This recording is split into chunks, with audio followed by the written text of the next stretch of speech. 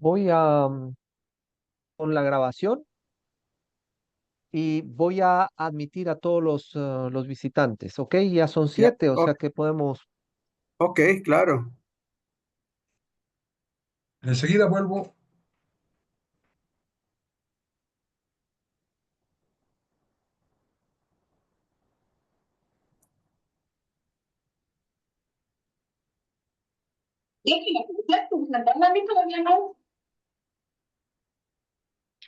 Y está. Sí, ya, ahora sí.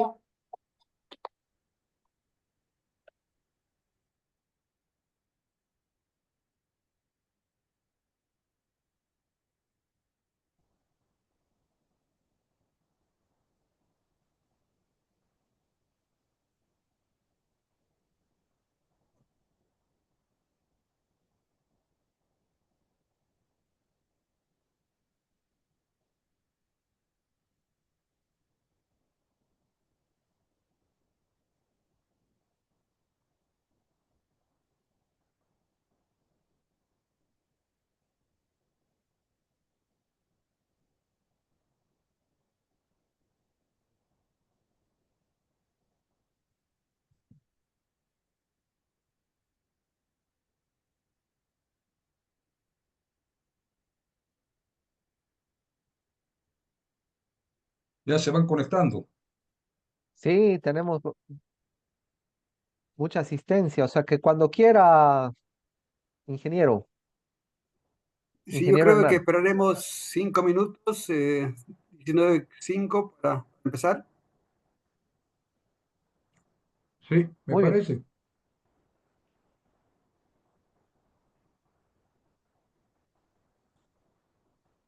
El tema es que cuando quieren hacer preguntas, levantan la mano, ¿no? Sí, sí, Sí, correcto.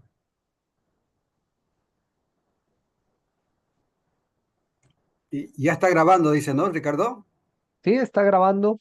Igual, si alguien quiere solicitar autorización para grabar, igual se la otorgo.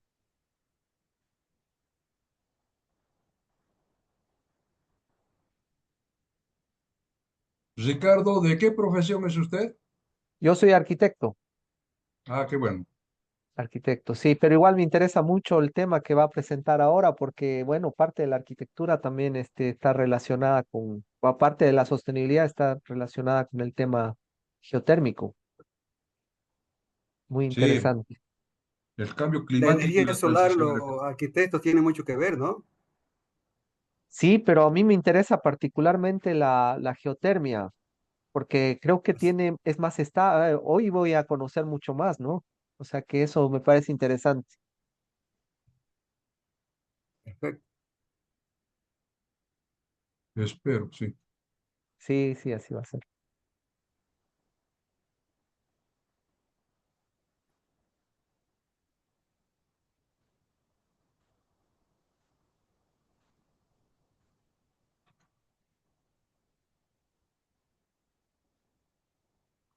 Muy buenas noches a todos. Hola, Buenas Iván, noches. ¿cómo estás? Buenas noches, Iván. Bien, bien, Hernán, aquí estamos. Bien, excelente. Arrancamos 19:05. Ok. De todas maneras, los que no se conectaron se van a ir conectando automáticamente, ¿no? Con el link. Positivo.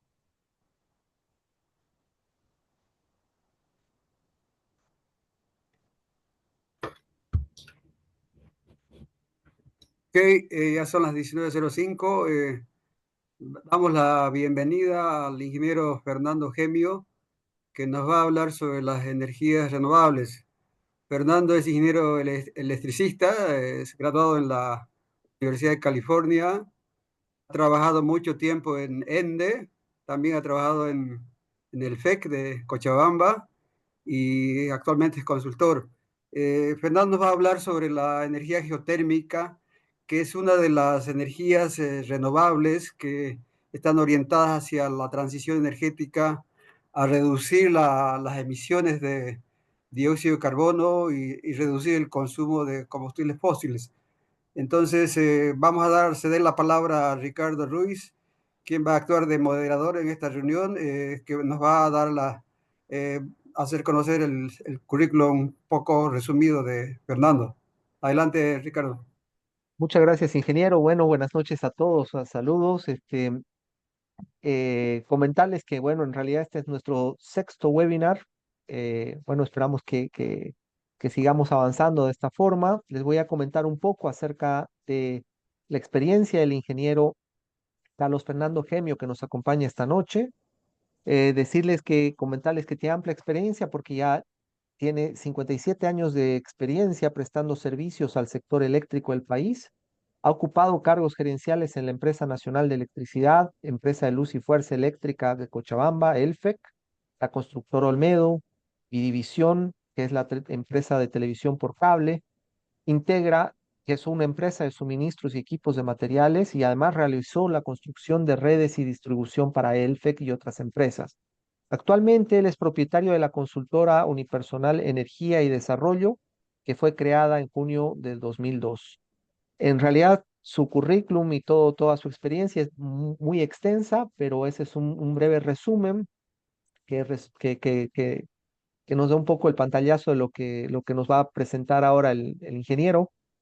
Y bueno, comentarles que tenemos un espacio de exposición para el ingeniero de alrededor de 40 minutos, y finalizada la presentación podemos realizar todos preguntas, y la idea es generar un espacio en realidad de diálogo, donde de manera ordenada, es decir, a través de la función de levantar mano, cada uno va a poder presentar sus inquietudes. De igual manera queda habilitado el chat de este sistema, entonces pueden ir escribiendo las preguntas que tengan, o las inquietudes que tengan al respecto, siempre y cuando sea de manera, y vamos a tratar de llevar el orden. También vamos a tener un espacio de 40 minutos para el diálogo, o sea que, bueno, sin más, darle la bienvenida al ingeniero y adelante. Gracias, Ricardo. Gracias, Hernán, por la presentación. Efectivamente, mi consultora se llama Energía y Desarrollo y algo que hemos aprendido en ENDE es ponerle energía para crear desarrollo en nuestro país. Así que con esa introducción voy a compartir la pantalla.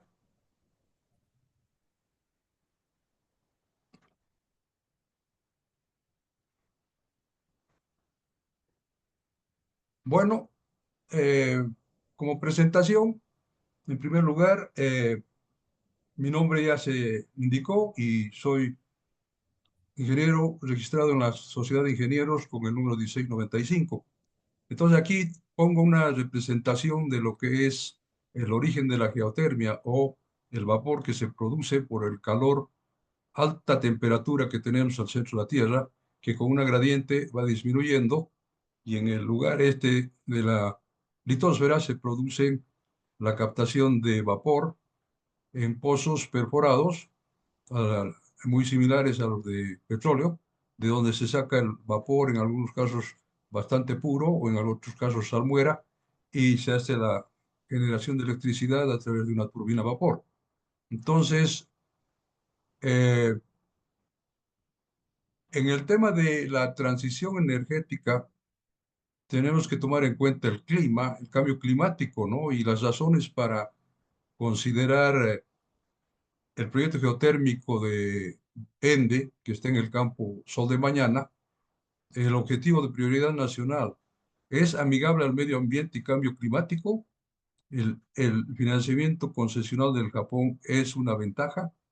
La diversificación de la matriz de producción de electricidad se logra o se contribuye con la geotermia y hay un beneficio económico al reemplazar natural para otros usos como exportación a Brasil. Y esas son las preguntas que pongo en la mesa para, después de la presentación, tener respuestas bastante claras. Aquí tenemos la fotografía de una planta muy cercana al campo geotérmico nuestro, que está en Chile y se denomina Cerro Verde, es de la empresa Enel con un asociado chileno.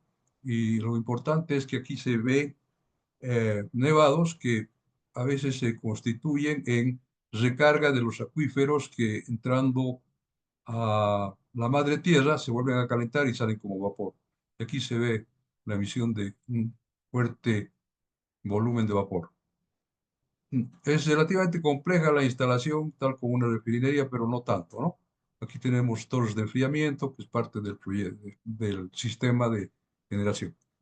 Entonces, tenemos que referirnos en primer lugar a un desafío que tenemos en el país, que es la diversificación de la matriz energética, donde el compromiso y el objetivo que se conoce es llegar a un 70% de renovables y un 30% de termoeléctricas, quemando gas. Entonces, hay un tema también estacional, porque en el mes de marzo, por ejemplo, la termoeléctrica generó un 56% porque había agua en las centrales de Bolivian Power y Corani. Sin embargo, en octubre, cuando ya empezamos a entrar a la sequía, la producción de electricidad es con termoeléctricas, ciclo combinado y turbinas a gas es mucho mayor y tenemos aquí un 76%. Entonces, este es un gran desafío porque hay que revertir la situación, devolver más bien un 30% esta parte y incrementar hidroeléctricas, solares, eólicas y biomasa, ¿no? Entonces, encontré en la página web de ENDE tres elementos como objetivos de ENDE Corporación que tienen que ver con esta charla. El primero es la implementación de planes de generación renovable, eólica, solar, biomasa, térmica e hídrica. Desarrollar proyectos de energías renovables para disminuir el uso de combustibles fósiles, disminución de gas natural que se nos está agotando, y lograr la exportación de energía eléctrica a través de los procesos de negociación para el intercambio. Esta palabra es bien importante tomarla en cuenta porque no solo significa exportación, sino también comprar e intercambiar con países vecinos, ¿no? Entonces, tres temas importantes en los objetivos de corporación que tienen que ver con lo que estamos buscando de un cambio en la matriz energética. Bien, en cuanto a los compromisos que Bolivia ha hecho en las COP21, especialmente y las posteriores, es que para el 2030 deberíamos haber llegado a unos 771 megavatios de energías renovables, que en este momento debe estar menos de 100 o 200 megavatios, perdón, y en potencia instalada total de 5.028 megavatios, que es una cantidad un poquito exagerada en función de nuestra demanda, que ya está en el orden de 1.700. Pero aquí seguramente que están las plantas que están obsoletas de turbinas a gas, que no había que tomarse en cuenta porque no se las está despachando. De todas maneras, son compromisos que están establecidos y se tiene que trabajar para, si no se llega al 2030, hacerlo lo más antes posible. Entonces, el compromiso que se encuentra en las diferentes fuentes es que lo que decía en la agenda del Bicentenario 2025, llegar a solo un 22% de combustibles fósiles, o sea, quemando gas natural, y el 74% hidroeléctricas, un gran predominio de hidroeléctricas y 4% de fuentes renovables. Aquí tenemos una evolución desde el 2013 hasta el 2023 de las fuentes de energía, la hidro, la eólica, la solar, la ciclo combinado, biomasa, diésel, turbinas, y un tema que es muy interesante, que se está ya implementando una conexión con Brasil para alimentar a Cobija y Guayaramerín y Riberalta, de tal manera que sustituyamos con energía hidroeléctrica de ese país el diésel que todavía se consume en los sistemas aislados. Pero lo interesante que en el cambio de matriz es que el diésel ha ido bajando y prácticamente el 2023 no teníamos ningún consumo y el 2024 tal vez ha llegado a cero. Esto es porque Trinidad se conecta con Santa Cruz a través de una línea de 230 kV que va desde Santa Cruz y hace que tengamos un sistema más sostenible en cuanto al cambio climático. Entonces aquí son esas cifras mostradas. Tenemos el predominio de las termoeléctricas y el ciclo combinado y después las hidroeléctricas, ¿no? Entonces la solar, eólica y biomasa prácticamente es muy pequeña en relación al total. El ciclo combinado es una producción que utiliza los escapes de las turbinas a gas de ciclo abierto y por lo tanto no generan no consumen más gas natural y hay una disminución por kilovatio hora del consumo de pies cúbicos de gas, lo cual ayuda también a mejorar las condiciones climáticas al poner ciclo combinado. Tenemos ciclo combinado en Huaracachi, en Guarnes, Entre Ríos y Termoeléctrica del Sur, las tres últimas que son de Ende Andina. Entonces, aquí en la demanda de potencia, la información del CNDC llega hasta 2027 y personalmente hice una proyección tomando un 5%. Y el 2030 quiero que tomen en cuenta esta cifra de 14.386 gigawatts hora o 14.386.000 megavatios hora para mostrar un cálculo que está más adelante. Pero en el cambio climático, ¿no? Sabemos que las causas principales son emisiones de gases de efecto invernadero, combustibles fósiles, especialmente en la generación de termoelectricidad, que libera dióxido de carbono, y la deforestación. Y las consecuencias son el aumento de la temperatura global, que es una preocupación a nivel mundial. Estamos sintiendo en Cochabamba, en Santa Cruz, grandes cambios climáticos, ya sea más frío o más calor, eventos climáticos extremos, sequías intensas, incendios forestales, tormentas más fuertes, o sea, realmente algo muy preocupante y el impacto en la biodiversidad que puede afectar a muchas especies que pueden estar en riesgo debido a los cambios en sus hábitats, ¿no? ¿Y qué podemos hacer? Bueno, reforestar, cambiar hábitos de consumo, pero principalmente reducir el uso de combustibles fósiles, optando por energías renovables como la geotermia, solar, la eólica y la hidroeléctrica, para aportar a no contribuir negativamente en el cambio climático. La energía geotérmica, según el manual del Banco Mundial, es renovable, sustentable, de grandes ventajas porque tiene un factor de planta de 80-90%, comparado con una hidroeléctrica con embalse como Corani entre 50 y 60%, con algunas estaciones secas que afectan la producción. En cambio, el calor de la madre tierra y la cantidad de fluido que tenemos en este campo geotérmico que se ha identificado es de duración por lo menos de 30 años. Entonces, el otro aspecto que hay que tomar en cuenta es que es una de las fuentes que menos contamina o menos producción de dióxido de carbono por kilovatio hora tiene comparado con producción de gas natural o con petróleo o carbón, ¿no? Es otra ventaja de la geotermia. Entonces, en el tema de sol de mañana, en primer lugar aquí mostramos las fumarolas y la existencia de volcanes, fumarolas, baños termales, son evidencias de que hay un potencial geotérmico.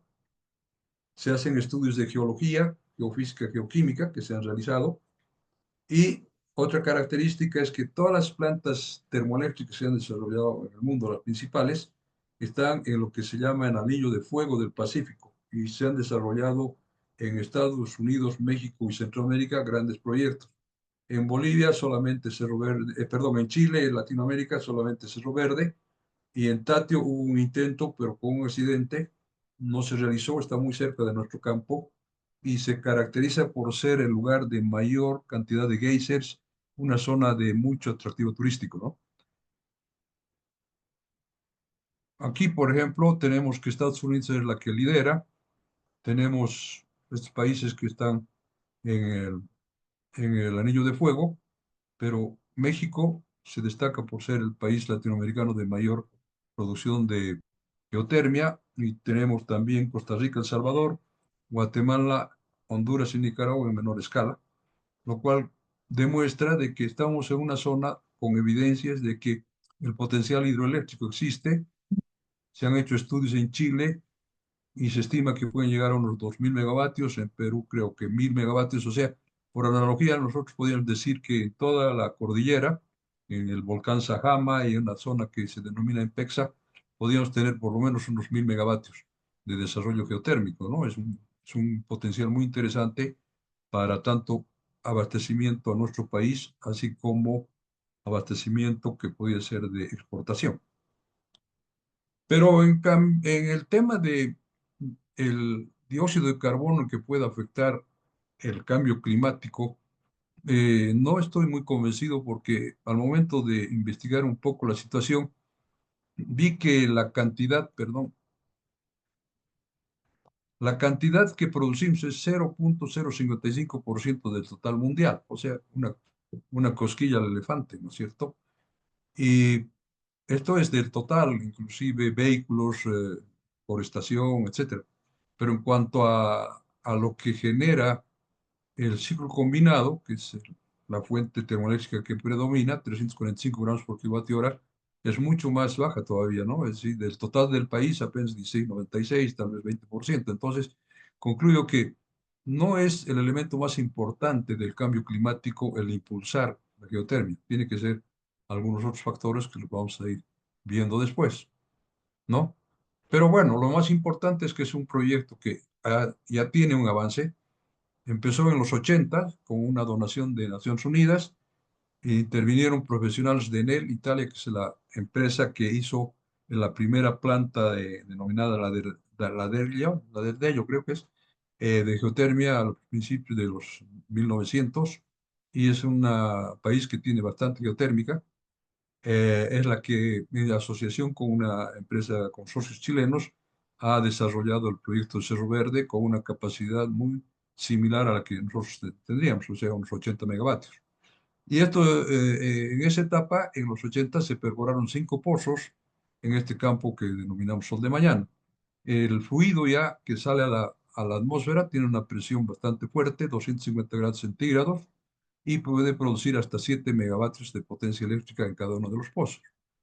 Hay una planta piloto que después vamos a explicar que ya se ha concluido y tendría que entrar en operación pronto. Entonces, este proyecto que se llama proyecto piloto está en uno de los pozos con una capacidad de 5 megavatios, o sea, se han dado un margen a 7 que podía dar la planta, ¿no es cierto? Pero Hecho. un criterio Para considerable. una reunión que a transporte. Bien, entonces en la siguiente etapa, que sería ya de ir con la planta grande de 100 megavatios, se pretende perforar 26 pozos, una parte de ellos llaman de producción y otros de reinyección, y los pozos de reinyección son importantes porque eso hace sostenible y renovable a la generación. Es decir, que gran parte de lo que sale de la madre tierra se vuelve a inyectar, se vuelve a calentar y vuelve a salir como vapor o como salmuera. Y entonces tiene categoría de renovable en ciertas condiciones, ¿no? Entonces, la perforación de los pozos es una primera etapa de ejecución y después ya tendría que venir la construcción de la planta con una capacidad de 100 megavatios. El Plan Nacional de Electricidad de Bolivia contempla diversificar la matriz energética y se habla de menor impacto en el efecto climático. El proyecto geotérmico está ubicado en el Campo Sol de Mañana, que está en la provincia Sublipes del departamento de Potosí, y es uno que cumple con requerimientos anteriores de medio ambiente y puede constituirse en un agente de fuerte impacto para crear oportunidades de desarrollo económico y social en el área de influencia, no solo de generar electricidad, sino otros aspectos conforme vamos a ir viendo posteriormente. Pero la gran ventaja que yo veo en este momento es el financiamiento del gobierno del Japón, que cuenta con aprobación de una ley de la Asamblea Legislativa Plurinacional. Es un préstamo a 10 años de gracia, 30 de repago y un 0,39. Ahí, aquí pues 0,35 de interés, y que realmente el dólar que nos prestan nosotros devolvemos con unos 26 centavos, algo así. Hay un gran subsidio, gran cooperación de un país amigo. Si consideramos que el promedio del interés de nuestra deuda es un 3%, estamos hablando de un 10%, ¿no? Entonces, aquí vemos que este préstamo de 552 millones de dólares fue dado en bienes, en realidad, 61.485 millones, y puede ser que ya no alcance 552 millones por la devaluación del yen, pero el interés anual es 0,396 y la consultoría un poco de menor costo de interés, y la amortización 40 años, 10 años de gracia donde solamente pagamos el interés, y a partir del año 11 hasta los 40 la amortización del capital. Y ENDE es la empresa ejecutora para desarrollar este proyecto, ¿no? Entonces, tiene además la ventaja de, durante la construcción, es de carácter intensivo de empleo de mano de obra y la economía de la zona con turismo, con personas que tienen que llegar a hoteles, alimentación, servicios, logística, bueno, va a dar un impacto económico a la región. Entonces, hay una serie de ventajas y justificativos para continuar con este proyecto que son incuestionables. Además, en la operación se debería desarrollar un multipropósito de desarrollo regional aprovechando las aguas del Ciral y Laguna Colorada según la tesis que yo podría plantear en este momento, ¿no? Y además el proyecto se encuentra a unos 70 kilómetros del límite Chile-Argentina, que está caracterizado por el volcán del Licancabur y Laguna Verde, y vamos a mencionar la posibilidad también de exportar e intercambiar energía con Chile y Argentina en el desarrollo de este proyecto, ¿no? Bueno, este proyecto tiene grandes avances. Aquí se mencionan los pozos con ubicación de UTM, en la elevación sobre el nivel del mar y la profundidad que se llegó a perforar, ¿no? Los estudios geofísicos, actividad eléctrica, la prueba de producción de pozos que se han tenido. El año 1987 a 1990 empieza y JICA, la cooperación japonesa, actualiza el proyecto del 2012-2013. Entonces, ¿qué resulta? Que tenemos una entalpía del vapor bien alta, es una característica de alta entalpía de 1150 kilojoules por kilogramo y habíamos hablado de 250 grados centígrados con una presión de 11 a 15 bares y un flujo promedio de vapor de unas 50 toneladas por hora. Y aquí tenemos ya un pozo existente en la zona, ¿no? Y bueno, el tema... El misterio de Sevilla. Así hablaré de vuestro hermano del camino. ¿Hay alguna pregunta? No, apaguen los micrófonos. Ya. Bueno, este es un cálculo que tal vez podría ser debatible, pero lo que yo obtuve es el índice de la generación termoeléctrica de todas las unidades que tenemos en el país del año 2023 y saqué una cantidad de miles de pies cúbicos por megavatio hora y tomé la producción, como había indicado en el momento de mostrar el cuadro, del año 2030, o sea, 14.386.000 megavatios hora. Y si tomo el 70% como es nuestra matriz actual, tenemos 10.070.200, pero si revertimos y solamente el 30% es eh, termoeléctrica, tenemos una diferencia de megavatios hora que nos produce un ahorro de 1.000 pies cúbicos de 55.409.506.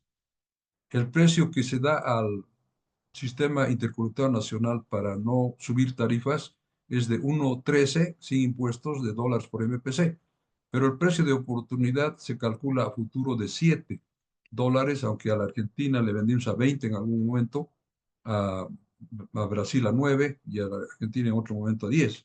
Entonces, esto es un valor conservador, pero la diferencia entre lo que paga el sistema eléctrico a yacimientos y lo que podría tener vendiendo en otros usos, especialmente exportación, es 5,87 de diferencia de dólares por MPC, y si multiplicamos por la cantidad de energía, estamos hablando de 325 millones de dólares, que parece una suma bastante interesante que podría pagar tranquilamente una planta hidroeléctrica de mayor capacidad que la de 100 megavatios que tenemos en la geotérmica.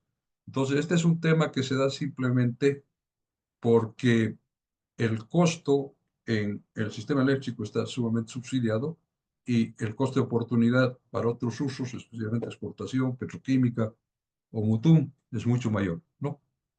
Es una razón por la que no deberíamos tomar en cuenta, es decir, por la que deberíamos tomar en cuenta el completar el proyecto geotérmico de Sol de Mañana con 100 megavatios, ¿no?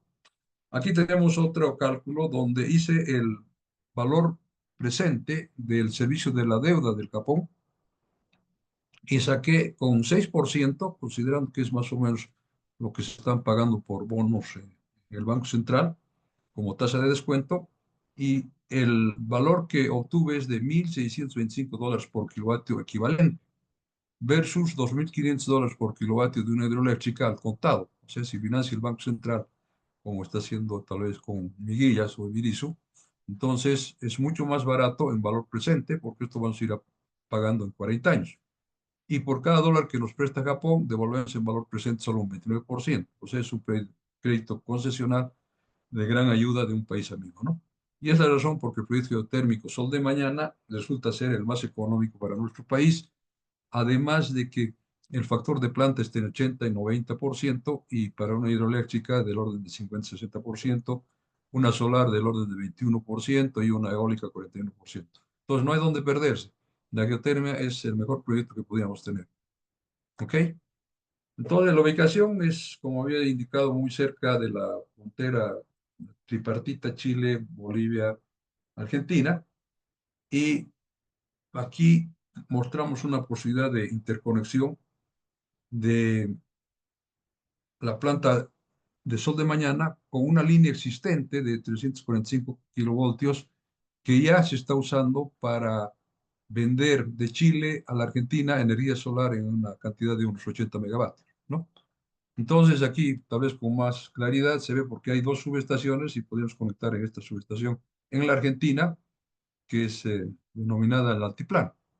Y si nosotros hacemos una conexión con el sistema interconectado nacional, podríamos tener energía solar de Chile que tiene excedentes y podríamos devolver en la noche energía hidroeléctrica o eólica o lo que tengamos de excedentes para hacer un intercambio, y con seguridad el balance económico sería a favor de nosotros. Es decir, la energía solar en Chile está casi a precio cero en el costo marginal, y si compramos esa energía solamente con la inversión que tienen las solares de unos $1,000 por kilovatio, entonces comparado con lo que nos cuesta generar con valor de oportunidad la energía termoeléctrica, hay un balance a favor de nosotros, ¿no? De Bolivia. Entonces el intercambio puede ser interesante. Bien, entonces la planta piloto de 5 megavatios está ya construida.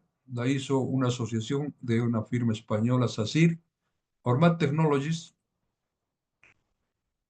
es una firma líder en tipo de turbinas de ciclo binario, que es la que usa un fluido del petróleo, isobutano, isopentano creo que tiene una temperatura de evolución bastante baja.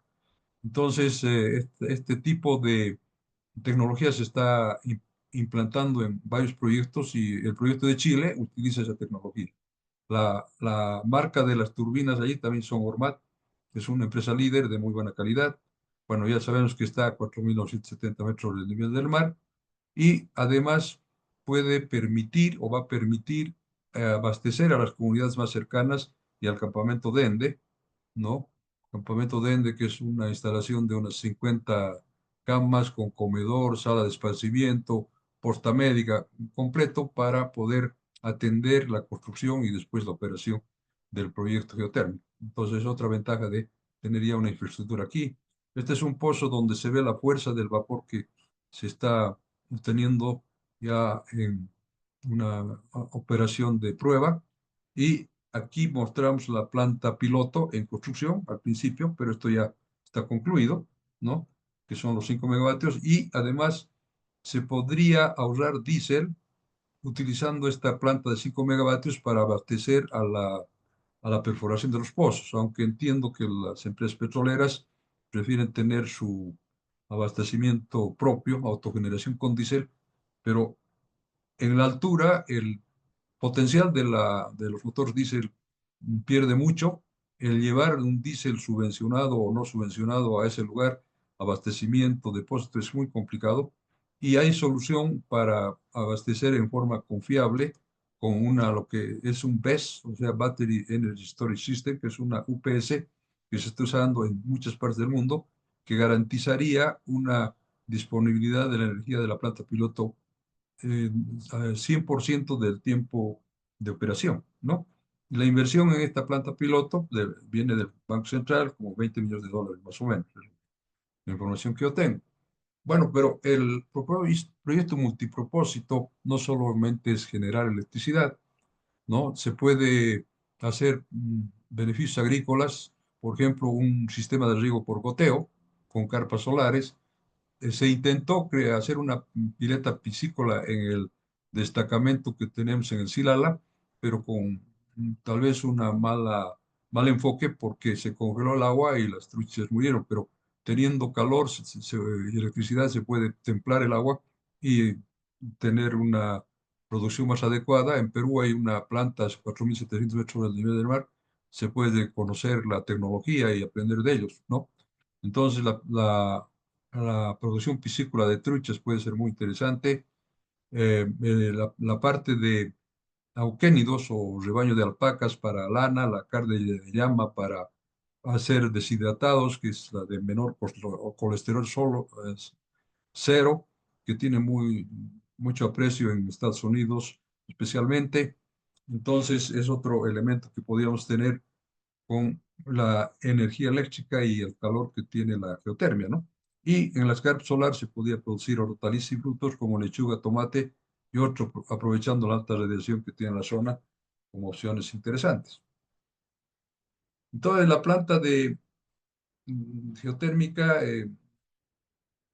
tiene para electrificar poblaciones del área de influencia como Quetena Grande, Quetena Chica, Villalota, Villamar y otras, y principalmente llegar a la zona donde se encuentran recintos de alojamiento de turistas en Laguna Colorada y alrededores. Es una zona de atractivo turístico que tiene gran potencial y que llega un montón de visitantes de todas partes del mundo, ¿no? Entonces llegan sus dólares y esto mejoraría las condiciones de dar alojamiento y comodidad en la zona donde casi no hay internet y electricidad para estar en la noche prácticamente no se cuenta, ¿no?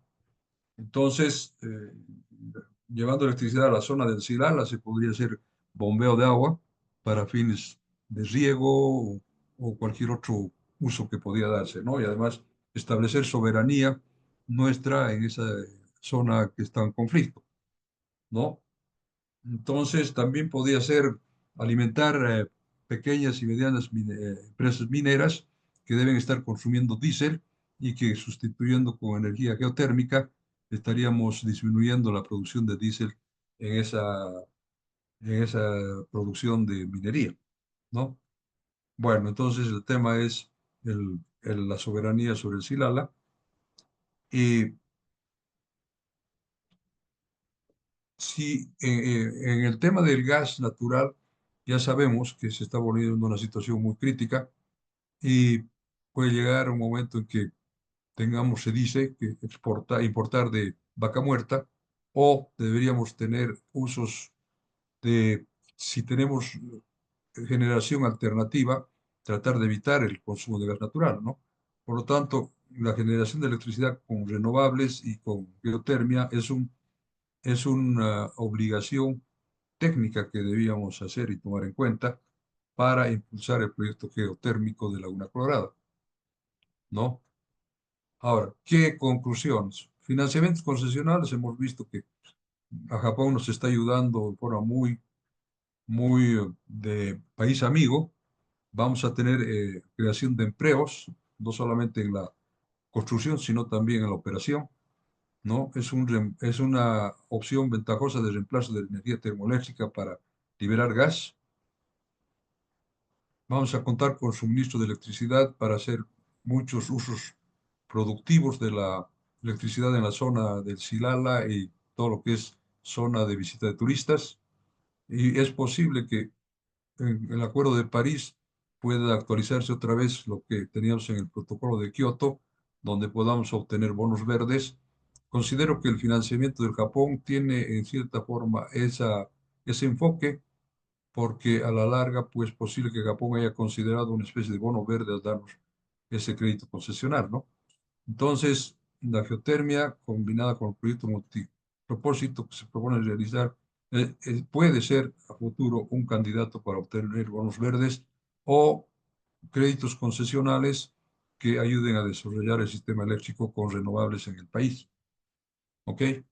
La generación termoeléctrica o cualquier otra renovable tiene la ventaja de liberar gas natural. Esto ya lo estoy repitiendo tal vez en forma muy insistente. Podemos tener proyectos petroquímicos o la siderurgia del Mutum.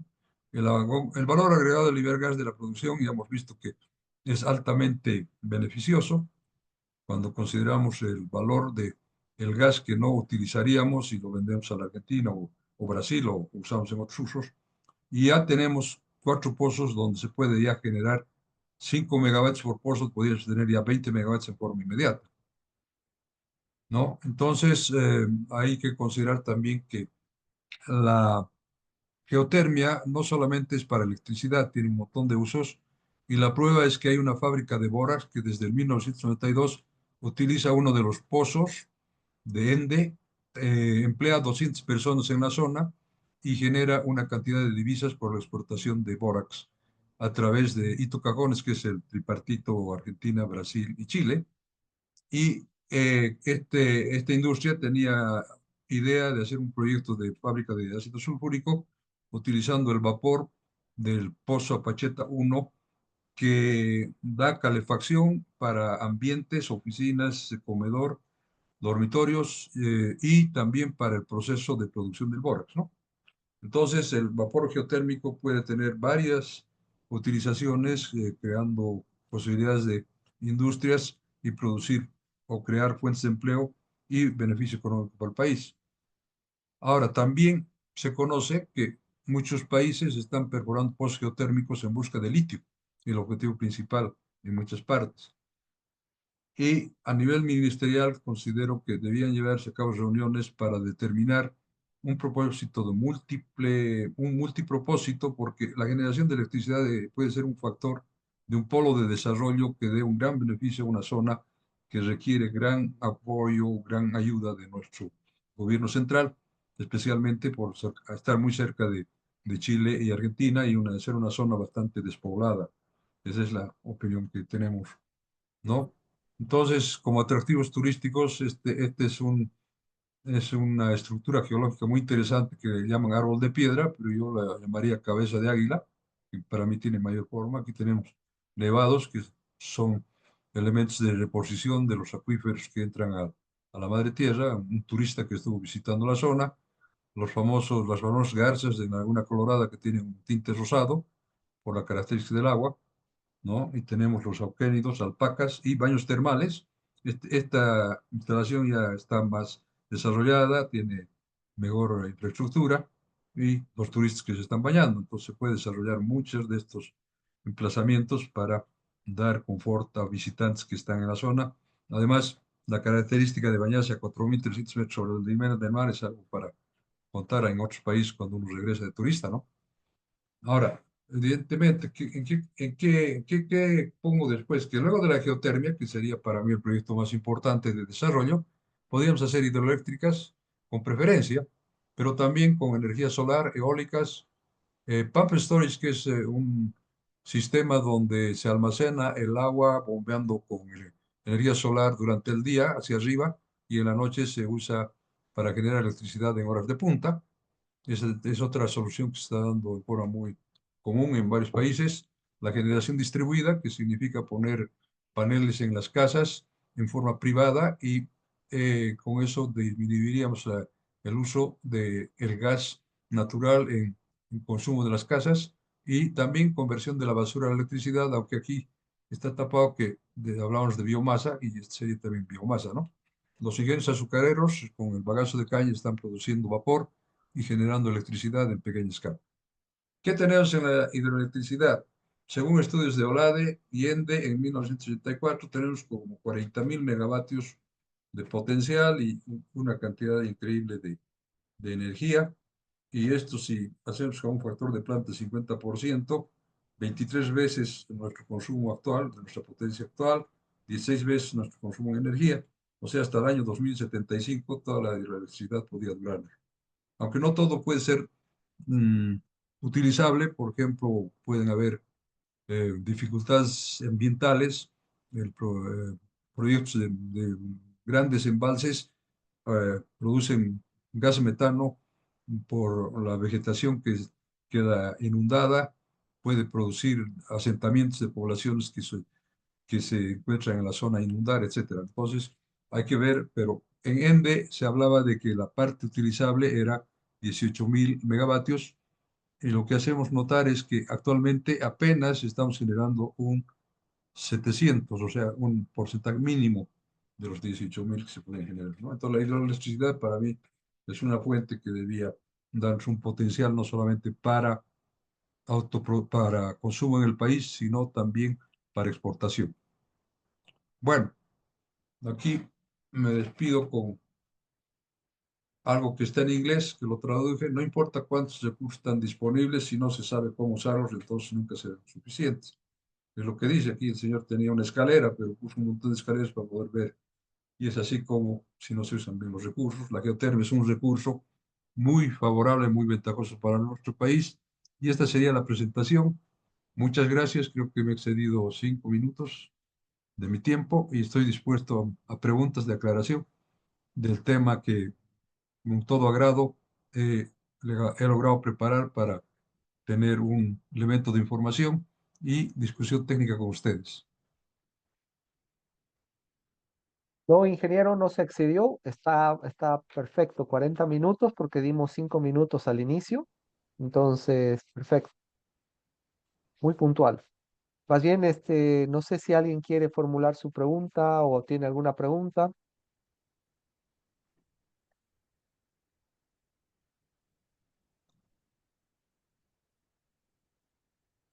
Voy a comenzar yo, ingeniero. A ver, yo tengo una pregunta, como le comentaba, por mi formación como arquitecto, vengo escuchando mucho acerca de geotermia, y realmente a mí me llama la atención con este asunto de la generación distribuida, que acá en Santa Cruz ya se ha comenzado, la CRE ha comenzado a trabajar en ello para que las viviendas o los edificios, las edificaciones de manera individual puedan producir energía y después, bueno, distribuirla, ¿no? O utilizarlo, distribuirla. ¿Usted ve viable acá en nuestro medio que de manera individual se pueda producir este tipo de energía o es demasiado costoso o muy complejo de llevar adelante? Estuve en Alemania hace un mes y medio y tomé fotos de un montón de instalaciones en viviendas. Es muy común en Europa, pero es por el tema de la tarifa. La desventaja que tenemos en la categoría residencial es que, aparte de que el gas se da a un precio de 1,13, como habíamos mostrado, hay una especie de subsidio cruzado de algunos clientes, especialmente los de categoría comercial, hacia el área residencial para no subir mucho las tarifas en ese rubro. Entonces, es una cuestión de ver una política de fomento. Por ejemplo, lo que se tenía antes era que se entregaba un excedente a la distribuidora, que podía ser la CRE o el FEC, y en la noche nos devolvían esa energía, pero se entregaba a un precio y nos devolvían a un precio mayor. Entonces, si se maneja en términos económicos, habría que hacer un cálculo porque la inversión en sistemas solares cada vez con la industria china está bajando, ¿no? Y los paneles se están volviendo de mayor producción para una misma superficie. Entonces, es posible que habría que Oh, estudiar las condiciones y que en 10 años se pueda pagar la inversión. Hay un amigo que ya ha puesto, no sé, tenía que estar presente, que es muy experto en tema, bueno, voy a decir su nombre, es físico y maneja mucho el tema de radiación solar. Enrique Viruet, él me dijo que había puesto paneles en su casa y que había calculado que en 6 años pagaría la inversión. Y le he pedido que me muestre, porque si es así, yo también haría lo mismo, ¿no? Realmente eso si claro. se muestra y se publicita y se dan normas en la autoridad regulatoria de dar fomento en vez de poner trabas, puede ser una gran solución para el tema climático. Bueno, excelente, muchas gracias. Acá tenemos, voy a, Héctor Antonio está Héctor, pidiendo la palabra. sí, yo lo silencié, lamentablemente, fue un, Está con su micrófono apagado, pero sí, pero es mi culpa. Espéreme, Ah, todos están con micrófono apagado. Vamos a reactivar audio. Puede, ya está, ahora sí está habilitado. Hola, Adelante, gracias. ¿Me escuchan? sí. Sí, se Ya, escucha. yo soy ingeniero eléctrico. La Autoridad de Electricidad ha sacado dos decretos. El primero es el 44, hablando de generación distribuida.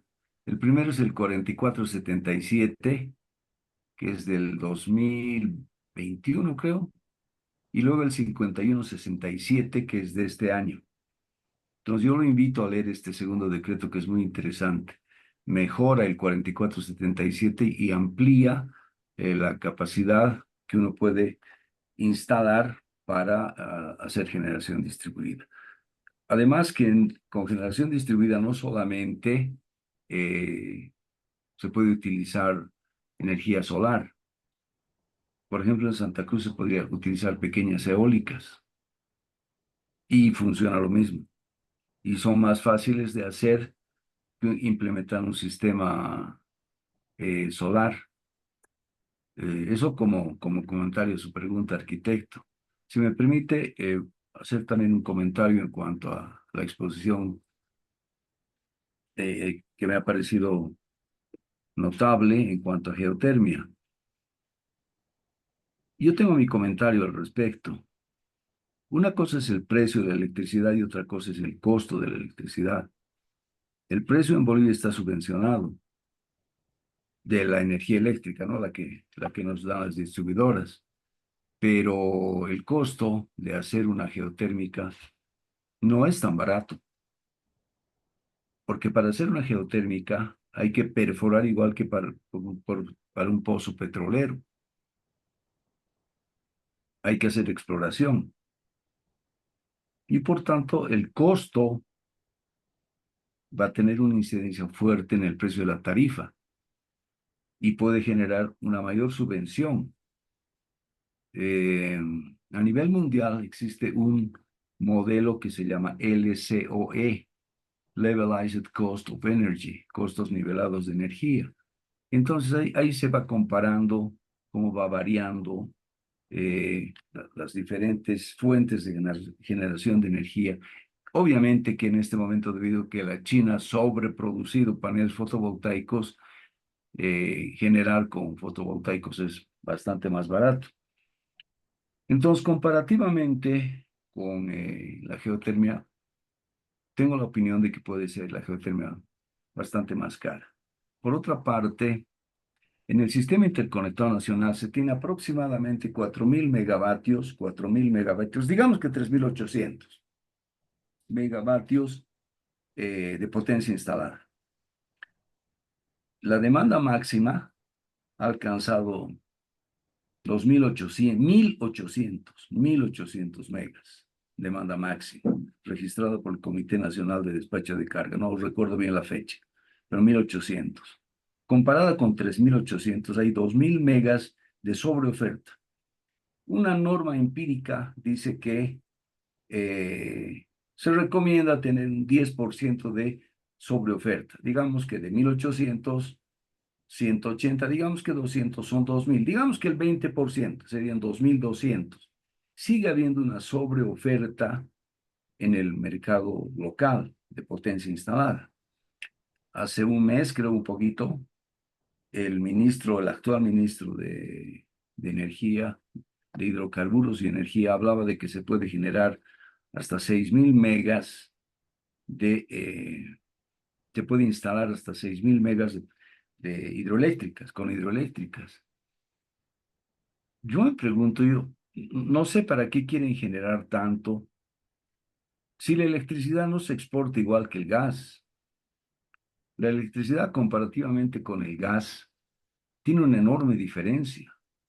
El gas se puede acumular, no la electricidad. Usted no puede acumular electricidad. Puede sí en baterías, pero le sale carísimo. El gas sí lo puede acumular. Y esa era la diferencia cualitativa del contrato que había con el Brasil, ¿no? Que el Brasil podía acumular ese gas. El contrato decía 30 millones de pies cúbicos al día. Uses o no uses. Entonces Brasil a veces no lo usaba, pero lo almacenaba. En cambio, la electricidad no se puede almacenar. Con baterías sí, pero eso es carísimo. De un sistema solar, el elemento constitutivo de un sistema solar aislado es la batería. Eso entonces hace que hay acumular electricidad, exportar, digamos, a la Argentina. Van a usar solamente en las horas que necesiten esa energía, en sus horas pico, que no son muchas. Entonces, esos parámetros hay que tomar en cuenta cuando se plantea, vamos a generar N megavatios, pero ¿a dónde se va a vender? Pues una cosa es generar y otra cosa es tener un concepto de relaciones económicas internacionales, de negocios internacionales. Tenemos que ser un poco más cautos. En general, me estoy refiriendo al ministro de Hidrocarburos y Energía que hablaba de 6.000 megavatios hasta ahí, citaba una serie de proyectos. Faltaba que hablaba del proyecto del Baja en el norte de La Paz, pero habló del Chepete, habla del Chepete. Entonces hay que ser, creo yo, en general, más cautos y medir lo que Bolivia necesita y ver cuál va a ser la demanda de los países del entorno. Porque Brasil, comprándole el gas de Vaca Muerta, va a generar electricidad. Y la Argentina con ese gas va a generar su propia electricidad. Concluyo y le agradezco mucho por el tiempo que me han permitido participar, que hay que ser más cautos. Efectivamente, Bolivia debe de ir a una transición energética. Efectivamente debe de ir. Y la mejor salida es la generación distribuida. Porque la generación distribuida tiene muchísimas ventajas comparando con el sistema interconectado nacional. Cuando uno genera de La Paz, por ejemplo, la feria en Santa Cruz, demanda energía, se despacha desde La Paz o desde Cochabamba. Pero el costo de transporte en las líneas de alta tensión y las pérdidas que en las líneas de alta tensión inciden. Pero con generación distribuida, uno ya no se conecta al sistema interconectado nacional y ya no hay pérdidas. Se pueden hacer microredes y esto va a funcionar muchísimo mejor y va a haber menos pérdidas, la tarifa va a ser menor. Por lo tanto, se tiene que ponderar todos los elementos y herramientas que tenemos. Un problema esencial, si queremos seguir ampliando el sistema interconectado nacional, es también el financiamiento, ¿no? Porque hacer una línea de alta tensión no es como hacer una conexión interna de la casa, ¿no? Ustedes me disculparán el comentario, tal vez suene bastante irónico, y pido disculpas, pero es que lo que quiero encerrar, la suma de conceptos que estoy planteando, es que se deben considerar todas las herramientas, se deben considerar la necesidad urgente que tiene Bolivia de ir a la transición energética y de hacer generación distribuida. Creo que eso es muy importante. Gracias, muchas gracias. Si puedo responder, está muy interesante el aporte del colega Héctor. Evidentemente hay que hacer una revisión. Puede ser que la normativa de la AETN se haya flexibilizado y que esté dando mejores condiciones para que un privado invierta en un conjunto de paneles y ponga en su techo. Evidentemente, hay que ver también cuánto se ha desarrollado, porque si las condiciones no son aptas, se va a ver en el índice cuánto de energía distribuida tenemos en el país frente a la cantidad de energía que se produce y se consume. Ese es un tema que nos llevaría a un plano más realista. Por otra parte, el proyecto geotérmico sí tiene como 550 millones de dólares, que equivale a 5.500 dólares por kilovatio. Es sumamente caro. El proyecto piloto está en el orden de 20 millones, entre 5 y 4 millones. Es un poco más barato. ¿Por qué? Porque los pozos estaban ya perforados. Evidentemente, lo que añade al costo es la perforación. Entonces, ya alguna vez un colega me dijo, pero es sumamente caro. Y yo, en forma irónica, y disculpe cómo lo digo, Dije, y si te regalaran el dinero sería caro, porque si el Japón nos da un dinero y le devolvemos el 30%, lo que nos está costando ese proyecto es $1,650 por kilovatio versus $2,500 de una hidroeléctrica que estamos haciendo en Ibirizu o en Miguellas. Aparte de eso, el 80%, 90% de factor de planta, que es otra ventaja más que tiene la geotermia. Pero ese es un tema de aprovechar el financiamiento concesional de un país amigo. No se nos va a dar más. O sea, es posible que nunca más se haga geotermia, salvo que las condiciones de aquí a muchos años en el mundo sean tan especiales que haya que no hacer geotermia porque el costo de la energía va a ser sumamente caro. Entonces, ese es un tema para decir, este proyecto hay que hacerlo. Y segundo, si estoy liberando un recurso tan valioso que me está dando dinero inclusive para amortizar las plantas de ciclo combinado que van a generar menos, y si el compromiso del Estado boliviano frente a otros países en la COP21, Acuerdos de París y todo es 70% renovables, entonces no tenemos que ir a eso, lamentablemente. O sea, tenemos que disminuir todo ese excedente que se ha hecho, pues mala suerte, ya lo tenemos. Bueno, no es tampoco tan así porque hay muchas turbinas a gas que no están siendo reparadas.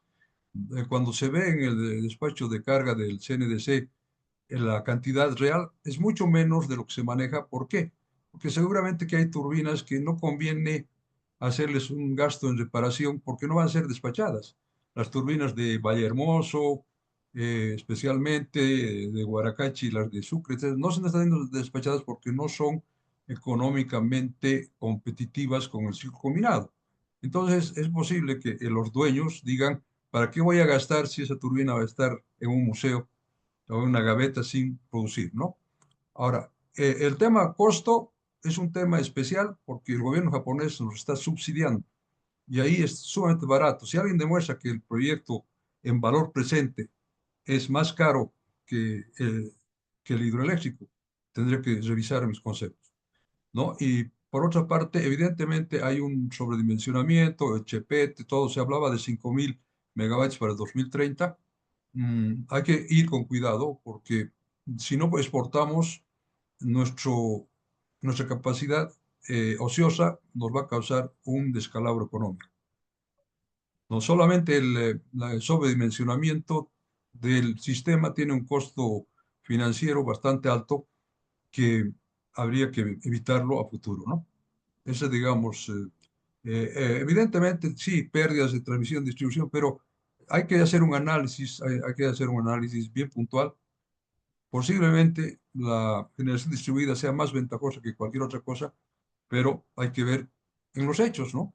Si es que hay mucha instalación en el país, bueno, ahí está la solución. Esa es una respuesta del consumidor. Quiero gastar dinero o prefiero comprarle a la distribuidora. Sí, más o menos esas son las respuestas que podríamos dar al colega. Ingeniero Hernán Peña. Sí, bueno, en primer lugar agradezco al ingeniero Uriarte sus comentarios. Creo que eso es lo que enriquece, digamos, este diálogo hablando sobre energía, diferentes opiniones, diferentes visiones que tiene cada persona, y eso sí nos va a llevar a una conclusión positiva. Más bien, ingeniero, si nos puede dejar su teléfono, su dirección para conectarlo. Yo soy parte del Comité de Energía de la Academia de Ciencias y nos interesa hacer contacto con personas que están involucradas en los temas energéticos para tener contacto más adelante. Hay una mano levantando, Hernán. ¿Me permite, Ricardo? Adelante, por favor. Bueno, yo voy a estar en Santa Cruz el día jueves en la tarde, entonces tranquilamente podríamos conversar un poquito. Perfecto, perfecto. Si nos deja su teléfono, lo podemos llamar. Héctor, ¿en algún momento en Cochabamba o resides en Cochabamba? No, pues yo soy Chucuta paseño neoliberal y estronguista. Ah, entonces cuando venga el Pero voy Bolívar, a te, estar te mira, invito, pues. perdón, tal vez lo estoy convirtiendo en diálogo. Yo voy a estar en Santa Cruz el jueves y el viernes. El viernes en la noche vuelo a Cochabamba y estoy el sábado en Cochabamba. Entonces tal vez nos podríamos conectar y me va a encantar conversar y Me compartir. gustaría un cafecito. Pero con mucho gusto. Si ustedes están en este momento con un papel y lápiz, dicto mi número de teléfono celular. A ver, a ver. Adelante. Y es muy fácil. 7150 2650. setenta y uno Perfecto, cincuenta 2650. Anotado. perfecto. Gracias, ingeniero. No, Eh, con mucho so- gusto. Ricardo, sobre la presentación de Fernando, quisiera opinar o hacerle algunos comentarios. Sí, sobre los costos, sería bien, Fernando, sobre los costos de producción de las diferentes energías renovables. Tú has mencionado que la energía geotérmica es más económica en la producción que la energía hidroeléctrica. Y bueno, habría que ver también su relación con la fotovoltaica, con la eólica y también con la biomasa, que mucha gente conoce también que los ingenios producen una cierta cantidad. Eh, Otro comentario en que en tus cuadros estadísticos no menciona la energía geotérmica. Esos 5 megavatios que están en producción, en planta piloto, deberían figurar ¿no? en los cuadros estadísticos, porque 5 megavatios es una cantidad similar a la que hay en Cobija, que hay en Yunchará, o sea que eso sí está en los cuadros estadísticos, ¿no? Después, tú has mencionado Sol de Mañana como el nombre del lugar donde, sin embargo, mucha gente a través del tiempo lo ha conocido como Laguna Colorada, pero tú lo has aclarado ya que Laguna Colorada es un lugar que está cercano a este lugar. Después, en la primera fotografía, tú has mostrado una planta de Chile donde hay muchos aeroenfriadores, o sea, impresionante la cantidad de aeroenfriadores que estas plantas tienen. Y después, bueno, ¿por qué no está conectado en los 5 megavatios de Sol de Mañana al sistema interconectado? Tiene que haber alguna razón. Y eso sería comentarios, Fernando. Ya, gracias, Hernán. Bueno, hay una razón, dos razones simples. Una de las razones es que la planta está construida, pero no está en operación. No se han hecho todavía las pruebas. Mayor detalle no voy a dar. Y otra razón es que 5 megavatios no alcanza para cargar una línea de 230 kV. La única forma de que se registren las estadísticas de operación del CNDC es que la planta de 100 megavatios esté conectada y sea operada desde el centro de despacho que tenemos en Cochabamba, en forma remota. Ahí sí, seguramente cuando se habilite, estén en orden las licencias de generación, se convierta a la ende en agente productor de esa planta, entonces sí, los despachos se van a registrar en el registro diario que lleva a cabo el Comité Nacional de Despacho de Carga de todas las plantas que entregan energía al sistema interconectado nacional, ¿no? Esa es la razón. Y en cuanto a costos, sí, evidentemente, tengo el ejercicio, en otro momento podríamos hacer o compartir, de comparación de hidroeléctricas, solares, de todas las fuentes en valor presente, ¿no? Porque el tema es mm, largo plazo, no el costo inmediato. Entonces, vamos a preparar y lo podemos compartir con los que pidan un cuadrito Excel con esos resultados. Bueno, si me Sobre esa tengo planta de que... Chile que está contigua a Bolivia, tal vez nos puedas indicar qué capacidad tiene. Cerro, Cerro Verde, 80 megavatios, y debe estar a unos 150 kilómetros de nuestro proyecto. Está conectado al sistema nacional chileno, operando ya hace unos 3 o 4 años.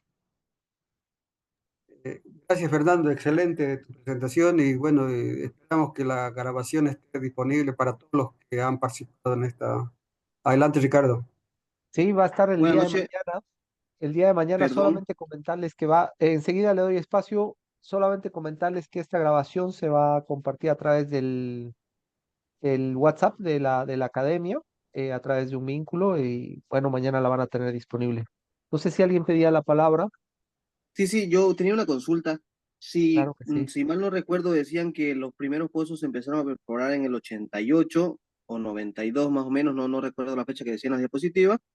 Ahora mi consulta es la siguiente, si se tiene casi todo para desarrollar el proyecto, es decir, se nombró que se tiene presupuesto, que es un punto importante, se tiene estudiada la zona, se conoce la geología o se conoce las estructuras, se conoce el poder de la entalpía que se puede generar y claro, tomando en cuenta que, si no me equivoco, son como 300 kilómetros de línea que faltaría desde la planta que existe ahorita en el Sol de Mañana hasta conectarse lo más cercano al zinc y los accesos, ¿no? ¿Por qué no pensar por qué no se ha pensado en desarrollar en pleno este proyecto si se tiene casi todas las condiciones necesarias para poder hacerlo, ¿no? No sé si me puede ayudar con ello. Bueno, en realidad los pozos producen, como había indicado, 7 megavatios y efectivamente se construyeron o perforaron en los 80, fines de los 80 y a partir del 92 el pozo Pacheta está dando vapor a la fábrica de bórax. La prueba es que los ingenieros de ENDE, con seguramente un análisis muy detallado, muy cuidadoso, han decidido hacer la planta piloto en uno de los pozos. Eso demuestra de que hay confianza en que el vapor, no es vapor, en realidad es salmuera, pero hay una forma de manejar eso. El fluido geotérmico que va a salir de la madre tierra va a mover una turbina de 5 megavatios. Y para eso se ha gastado 20 millones de dólares con un fabricante que es líder en turbinas, lo que llaman ciclo binario, donde se utiliza un otro líquido para generar vapor. Entonces, el tema es que no son 300 kilómetros, son como 180 kilómetros a la subestación litio, que ya está definida en la parte de Uyuni y San Cristóbal, muy cerca de San Cristóbal. Eh, y el voltaje sería de 230 kV, entonces puede tener capacidad de alimentar de la geotermia hacia el norte o del norte hacia el sur en caso de pensar en una exportación a la Argentina y Chile, ¿no? Entonces, no sé si con eso se aclara de que son pozos que si pusiéramos en los 4 productores unas turbinas de 5 megavatios, ya tendríamos 20 megavatios y posiblemente con 20 megavatios se podría hacer ya la conexión o energización de una línea de alta tensión de 230 kV. Habría que hacer ese cálculo. Pero el proyecto está concebido como 100 megavatios, inicialmente en 2 turbinas de 50 megavatios o tal vez en 4 turbinas de 25 megavatios. Ok, muchas gracias. Y supongo que a un futuro se podría desarrollar el campo con la perforación de nuevos pozos, ¿no? O sea, siguiendo el esquema petrolero, digamos, donde se pilla gas, se hace el estudio y se amplía el campo. Efectivamente. Sí, en el proyecto de 100 megavatios se perforarían 26 pozos, 25 pozos creo que es, 16 de producción y 9 de recarga o reinyección, ¿no? Pero los 100 megavatios es una cifra conservadora porque expertos que han venido de México y Japón piensan que puede dar hasta 300, 200 o 300 megavatios ese campo.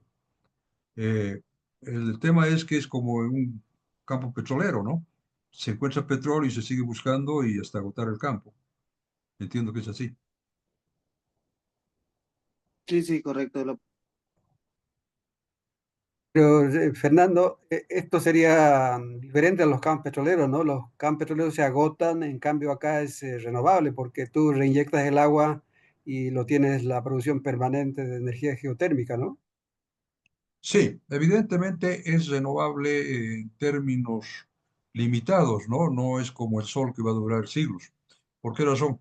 Porque a medida que va saliendo el fluido, como han visto en la fotografía, en las torres de enfriamiento, hay un vapor que se emite a la atmósfera. Ahora, si eso se vuelve nube, vuelve a caer como lluvia. Pero si hay viento, esas nubes puede ser que caigan en otro lugar. Además el cambio climático, etcétera, ¿no? ¿Se habría alguna reposición de un río?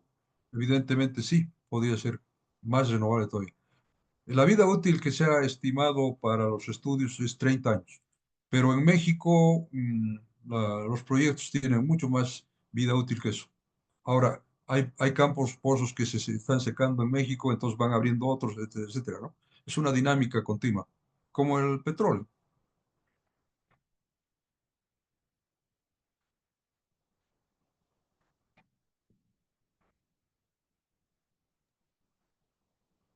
Muy bien, tal vez alguna otra consulta. Tal vez para enfatizar el hecho de que hay mucha similitud de los pozos geotérmicos con los petroleros, es que Yacimientos, en los 80 y tantos, 88, fue la empresa que perforó esos pozos sin ninguna dificultad. Y son pozos productores sin ninguna dificultad que han estado tanto tiempo ahí. Fernando, sobre la parte técnica, manejar petróleo, manejar vapor son cosas diferentes. En la industria petrolera, las cañerías tienen una especificación especial. En el caso del vapor, ¿hay alguna especificación especial para los sistemas de tuberías, válvulas, instrumentos, todos los sistemas? Bueno, las tuberías corresponden a estas normas ASTM y los consultores se inclinaban a usar tuberías de cierto espesor, cierta calidad de acero y sin costura para evitar accidentes que puedan darse en la operación del pozo, ¿no? Que por el calor y la presión tiene que ser algo que pueda sostenerse y resistir esa presión de temperatura y presión.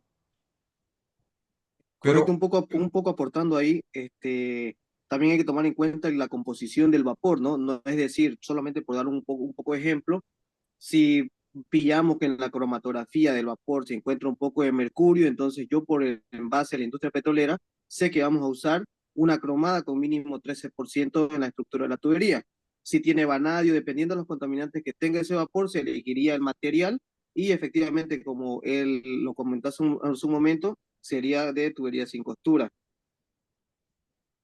sí, de acuerdo. En realidad se han hecho los estudios geoquímicos y se sabe la composición de la salmuera que está saliendo de estos pozos, ¿no? Entonces se conoce qué tipo de minerales contiene, de sales, especialmente el CO2, el H2S que tiene un olor característico. Eh, Se usa bentonita para darle mayor estabilidad al pozo y yo creo que la característica del acero va a estar en función de la propiedad química de la salmuera. Hola. Héctor, el ingeniero Héctor Ibáñez creo que ha pedido la palabra. Sí, adelante, ingeniero. Gracias, Ricardo, Ricardo. su micrófono. Sí, sí, hola. ¿Se escucha? Adelante. Estimado ingeniero Gemio, un abrazo desde Sucre y un placer escucharlo y seguir aprendiendo, ¿no? Voy a hacer Silencio. una precisión, tal Sí, vez adelante. los informes de ENDE, ya, eh, una termoeléctrica más o menos, el megavatio está por el $1.000.000, una hidroeléctrica está por el doble, $2.000.000 más o menos, y las energías alternativas están en $2.5 millones, ¿no? El megavatio. Y es evidente lo que indicaba, ¿no? De que desde el 2009, cuando la demanda y la capacidad instalada estaban a la par, hemos tenido una sobreoferta ociosa hasta esta fecha, ¿no? Pero como usted mencionaba, hay que poner todo eso a la balanza y tal vez hay que volvernos a replantear porque hay plantas que se han instalado el año 2009, 10. Hemos sido partícipes de algunas plantas así que se han instalado, las últimas. Y bueno, por el factor de carga, usted sabe muy bien que esas plantas estén en servicio o no, siguen depreciándose, ¿no? Entonces, como usted mencionaba, hay que replantearnos y tal vez una excelente alternativa sería la de impulsar este proyecto geotérmico, por lo que mencionó, o sea, por el factor de carga más que todo, ¿ya? Comparado con las hidroeléctricas, bueno, sería prácticamente la mejor alternativa, ¿no? Eso es lo que he podido eh, captar de la exposición que hizo usted. Y bueno, estemos siempre en contacto. Un abrazo desde Sucre. Muchísimas gracias. Muchas gracias. Gracias, Héctor.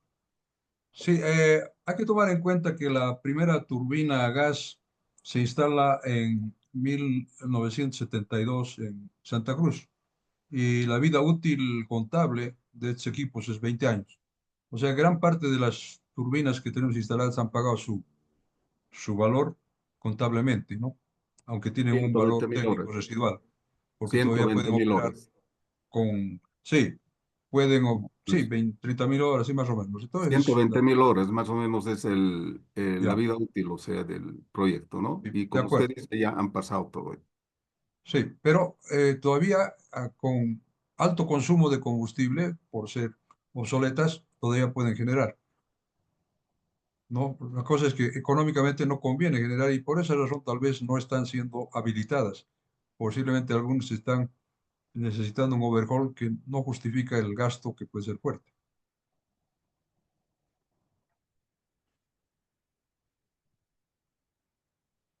Así es, totalmente de acuerdo. Ricardo, su micrófono está apagado. Sí, sí, lo tengo chequeado.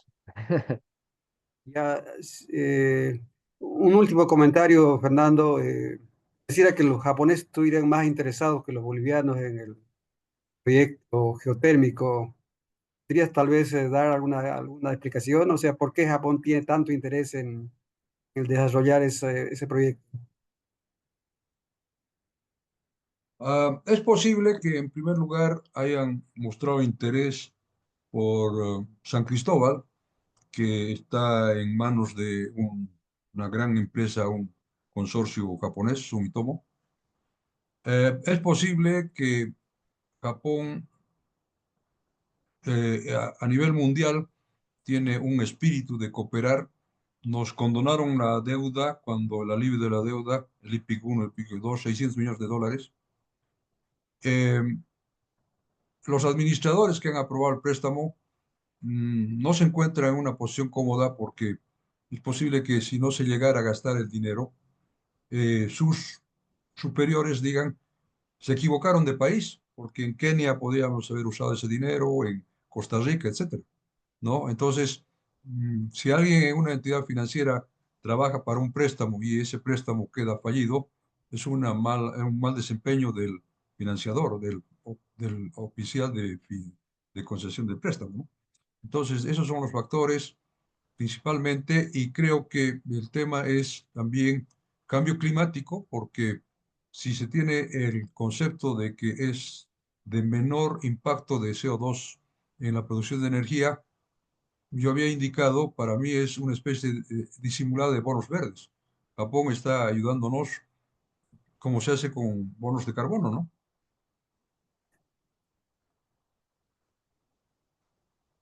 Perfecto, Fernando. Ahora, lo que dice la prensa es que ENDE estaría pronto a poner en marcha los proyectos estos de Miguilla y Birisu, que tendrían 500 megavatios nuevos de energía renovable frente a los 100 de, de geotérmica. Es una cantidad más pequeña, ¿no? Sí, de acuerdo. Evidentemente, la gran ventaja de estos dos proyectos es que también vamos a liberar gas.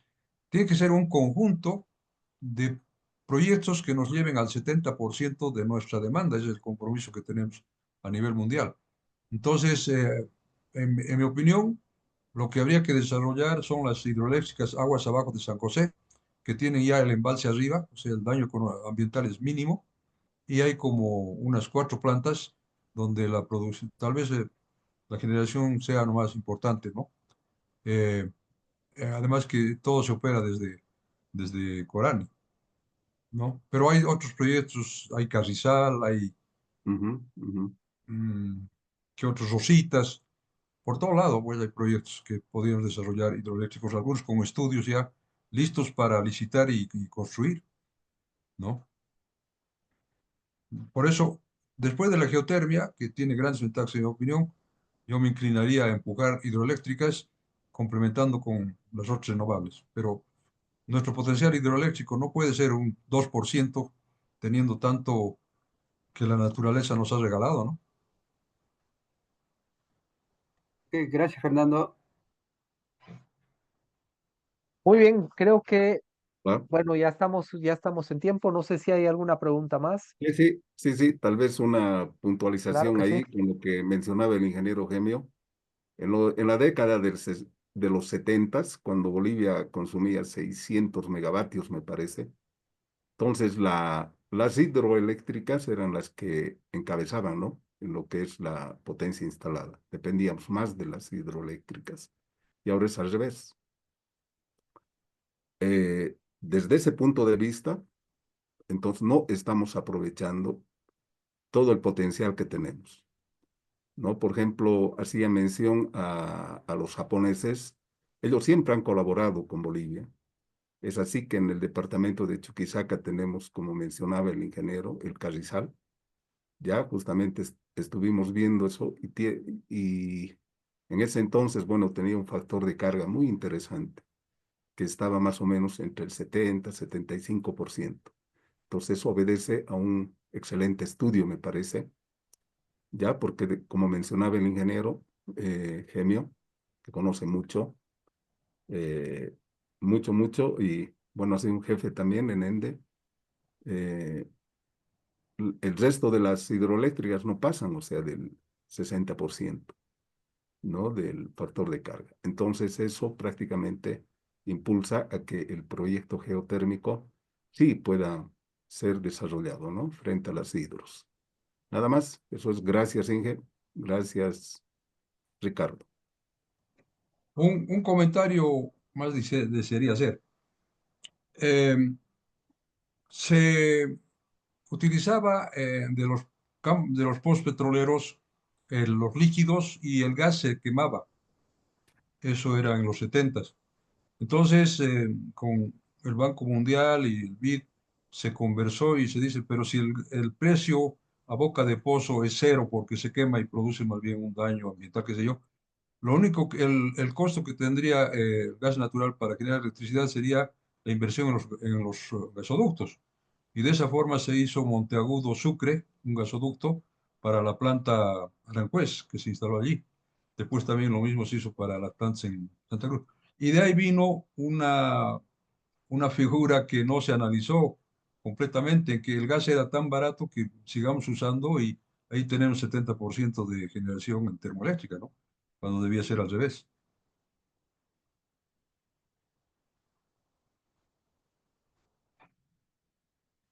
Bueno, muy agradecido porque las preguntas y comentarios enriquecen el conocimiento que queremos tener de lo que es nuestro sistema eléctrico nacional a futuro.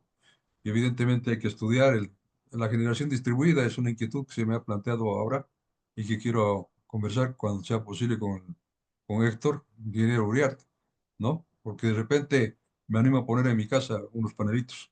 Ujú. Bueno, muchas gracias a todos. Estamos en tiempo perfecto. O sea que, bueno, hasta nuestro próximo webinar. Gracias. Ricardo, a ver, quisiera agradecer al ingeniero Fernando Gemio por brillante exposición. Creo que hemos recibido una cátedra sobre las energías renovables y sobre la energía eléctrica. Y a nombre de la Academia de Ciencias de Bolivia, Departamental Santa Cruz, lo invitamos al ingeniero Gemio a ser parte del Comité de Energía del Consejo de Investigaciones de la Academia Nacional de Ciencias de Bolivia de Santa Cruz. Ingeniero, tiene la palabra usted. Oh, con todo gusto. Son inquietudes que realmente nos dan satisfacción de contribuir a lo que es desarrollo en nuestro país. Por eso vuelvo a decir, mi empresa consultora se llama Energía y Desarrollo y sigo con la energía para apoyar al desarrollo, ¿no? Así que va a ser muy agradable poder compartir conocimientos porque además no solamente se da, sino también se aprende. Entonces, gracias a Fernando y gracias a todos los participantes que han estado presentes. Los invitamos a los próximos eventos que se tiene programado. Muchas gracias, Muchas gracias. Hasta la buenas noches. próxima. Hasta luego, buenas noches. Próxima. Gracias, gracias. Buenas noches. Hasta luego.